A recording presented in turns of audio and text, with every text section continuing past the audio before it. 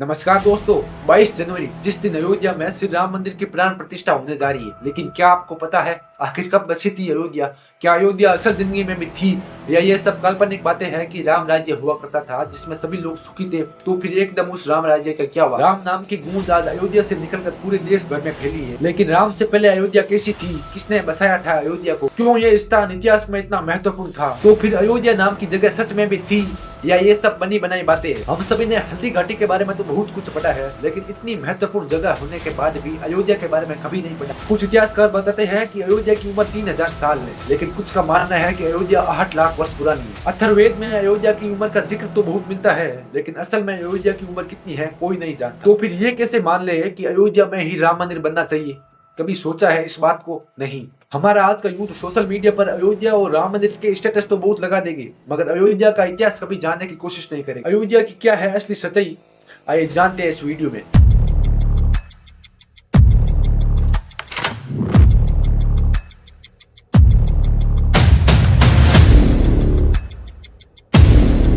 अयोध्या का जिक्र तो हमने कभी लेख, आर्टिकल्स और किताबों में पढ़ा होगा, लेकिन महत्वपूर्ण ये है कि क्या वेद, पुराण और उपनिषद में भी अयोध्या का जिक्र मिलता है? वेदों में सबसे पहले सरयू के बारे में आह्वान किया गया है। ऋग्वेद के मंत्र 10:64 और 2 में सरयू नदी के बारे में आह्वान किया गया है कि सरस्वती सरयू सिंदुरु मिर्भी महोमयी रवसायतु तक्षण देवी रासो मातर शुद्ध हित मो घृत वित पयो मधु मनो अर्चत। यह मंत्र बताता है कि वैदिक काल में सिंधु और सरस्वती की तरह सरयू भी एक प्रमुख नदी थी और सरयू के किनारे ही अयोध्या नगरी बसी थी। इस सरयू नदी के कारण ही अयोध्या धन धान्य हुआ करता था। कहते हैं कि त्रेता युग में भगवान राम अपने सभी भाइयों सहित इस नदी में अंतर ध्यान हो गए। अब ऋग्वेद के बाद है अथर्ववेद में भी अयोध्या का जिक्र मिलता है। अथर्ववेद के 10वें मंडल के दूसरे सूक्त में मंत्र है कि अष्टाचक्र 9 द्वारा देवा नाम पुरोध्या तस्याम हिरण्य कोश ज्योतिषावर। इसका मतलब यह पॉइंट तो एकदम क्लियर हो गया कि ऋग्वेद और अथर्ववेद के कालखंडों में अयोध्या संपूर्ण रूप से अस्तित्व में थी। अब आम आवाम में अयोध्या नाम की एक कंस्पिरेसी थ्योरी बनी हुई है कि अयोध्या नाम आके किसने दी? क्यों ऋग्वेद और अथर्ववेद से लगाकर आज तक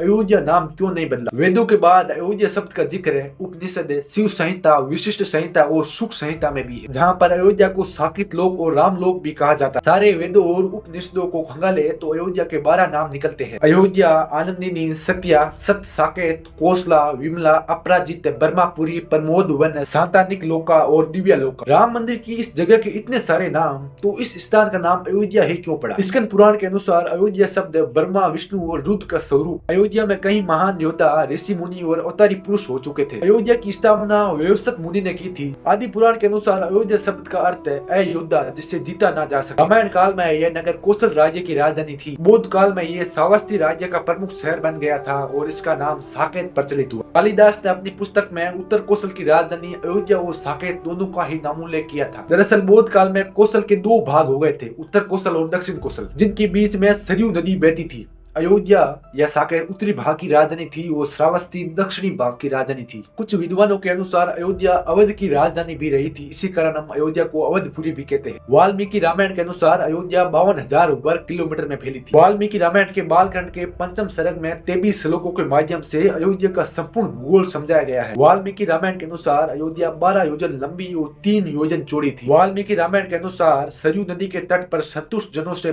परिपूर्ण, धन धान्य से भरी और उन्नति को एक कौशल नामक देश हुआ करता था। इस हिसाब से देखें तो उस समय अयोध्या 52,000 किलोमीटर में फैली थी, लेकिन आज का अयोध्या शहर 120.8 वर्ग किलोमीटर में ही फैला है। यह तो मुमकिन है क्योंकि जैसे जैसे राजाओं के वंश बढ़ते गए, क्षेत्रों का बंटवारा भी होता गया। यानी उस काल में अयोध्या आज की अयोध्या से 44 गुना बड़ी थी। मगर अब मुख्य बात ये आती है कि अयोध्या की उम्र कितनी है? इतिहासकारों का मानना है कि अयोध्या की उम्र लगभग 3000 साल है, परंतु वैदिक जानकार कहते हैं कि ये गणना गलत है। लेकिन इन ग्रंथों के आधार पर अयोध्या की उम्र कैलकुलेट करना असंभव ही लगता है। वेद, पुराण, उपनिषद और वाल्मीकि रामायण में अयोध्या की उम्र का जिक्र तो है। इतिहासकार A.L. बसम बताते हैं कि सरयू का जिक्र करने वाले ऋग्वेद के मुताबिक अयोध्या की उम्र 3500 साल पहले की है। डॉक्टर याकूबी मैकडोनाल्ड से लेकर मोनियर विलियम्स जैसे इतिहासकार भी ये मानते हैं कि राम का जन्म आज से लगभग 3000 साल पहले ही हुआ था। हालांकि वेदों और पुराणों से गणना करने वाले इस बात से सहमत नहीं है। ऐसा माना जाता है कि वेदों का अस्तित्व उनके संकलन काल से बहुत पहले से है और ये सब श्रुति परंपरा से चल रहे हैं। श्रुति परंपरा यानी सुना हुआ,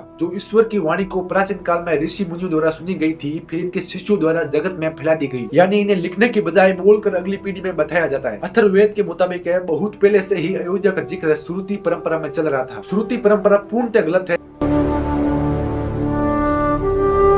मगर अब आप ये किस्सा देखिए, उज्जैन के विक्रम विश्वविद्यालय के कुलपति बीके शर्मा कहते हैं कि राम का जन्म त्रेता युग के शुरुआत में हुआ था। अब हम हर युग के समय को जोड़े तो राम का जन्म आज से 8.70 लाख वर्ष पहले हुआ होगा, लेकिन साइंस के अनुसार तो इस धरती पर आधुनिक मानव को आए हुए 2 से 3 लाख वर्ष ही हुए हैं। कुल मिलाकर ये सब बनी बनाई बातें हैं। साइंटिफिक प्रूफ लाखों वर्षों में बताने वाली राम की उम्र को नहीं मानते। अयोध्या का पहला आर्कियोलॉजिकल सर्वे पहली बार अलेक्जेंडर कनिंघम ने 1862 में अयोध्या का आर्कियोलॉजिकल सर्वे किया था। यह सर्वे बौद्ध स्मारकों का पता लगाने के लिए किया गया था। यह अयोध्या से लेकर इतिहास का पहला दस्तावेज माना जाता है। इस सर्वे के दौरान कनिंघम को धनन और विशाख शेख वाले सिक्के मिले थे। बौद्ध साहित्य के अनुसार भगवान बुद्ध के समय में अयोध्या को विशाखा भी कहा जाता था। यह सिक्के इतने तो बताते हैं कि भगवान बुद्ध के समय में अयोध्या एक संपन्न शहर हुआ करता था, लेकिन इससे पहले के इतिहास का जिक्र कहीं नहीं मिलता है। कनिंघम के सर्वे की बात की बातें तो साइंटिफिक है, लेकिन जो पहले बातें बताई गई थी कि अयोध्या राम के समय धन धान्य हुआ करता था, साकेत नगरी, कौशल देश, वो सब वेद पुराणों के अनुसार है। वो बातें बिल्कुल साइंटिफिक नहीं है। प्राचीन काल में अयोध्या व्यापारिक रास्तों के लिए भी महत्वपूर्ण था। वो इस प्रकार से कि सबसे बड़े ट्रेड रूट्स के बीच में बसी थी अयोध्या। ब्रिटिश के प्रसिद्ध इतिहासकार जॉन अपनी पुस्तक में 2 रास्तों उत्तर पथ और दक्षिण पथ का उल्लेख करते हैं। वो कहते हैं कि उत्तरी रास्ता गांधार से शुरू होकर मथुरा से होते हुए आज के बांग्लादेश में तामरलिप्ति तक फैला हुआ था। वही दक्षिण पथ श्रावस्ती से शुरू होकर चित्रकूट से होते हुए प्रतिष्ठान तक जाता था। प्रतिष्ठान सातवाहन वंश की राजधानी रही है, जो महाराष्ट्र के छत्रपति संभाजी नगर जिले में स्थित है। उत्तर पथ और दक्षिण पथ ये दोनों मार्ग रूट माइग्रेशन और व्यापार के सबसे बड़े रास्ते हैं। ये दोनों रास्ते एक दूसरे को जिस स्थान पर काटते हैं वहीं पर अयोध्या बसी थी। अयोध्या की समृद्धि के बखान तो आपको कहीं जगह मिल जाएगी,